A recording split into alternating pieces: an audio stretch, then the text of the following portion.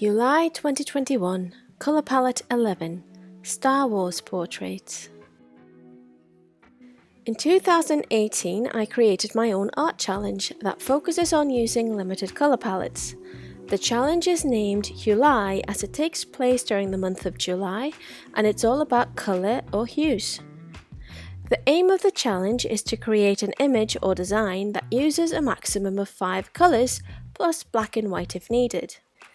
I created a total of 11 colour palettes for July 2021, and the topic for this 11th and final colour palette is Star Wars portraits.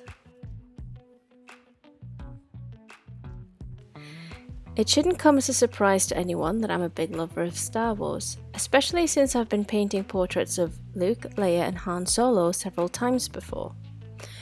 For those of you who follow me on Instagram, you might also be aware that I've had a previous attempt at painting these two images back in 2020. At that point, I was experimenting with this limited colour palette style, and it was quite early on in that experimentation. And with the style changing over time, I decided that during July it was the right time to revisit these portraits.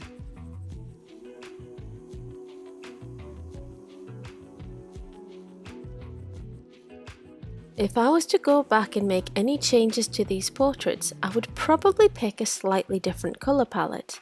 In fact, 4 of 5 colours in this palette were quite cool toned, so mixing in another warm colour would help a lot. But all in all, I'm quite pleased with how both portraits turned out.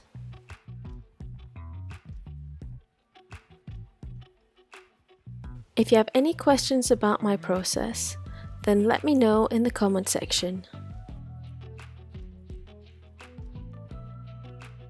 What I love the most about the reference images I used for these two portraits is that Luke and Leia were posed in very similar ways.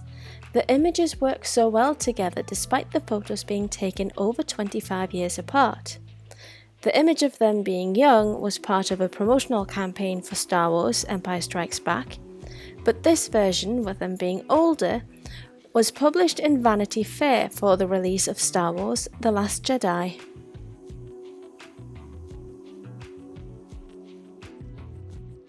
When working on a portrait featuring two people, it's important to make sure that you add an equal amount of details to both faces. A way to do this is to make sure that you don't get stuck zoomed in on just one face. So if you tend to work zoomed in, make sure to zoom out all the way from time to time, just so you can make sure that everything looks right. To add more life to the portraits, I added a bit of blush with a darker pink colour. While most of my image was painted using a textured brush, the brush I used for this mimics watercolours, which is a lot more transparent and therefore perfect for adding a blush effect.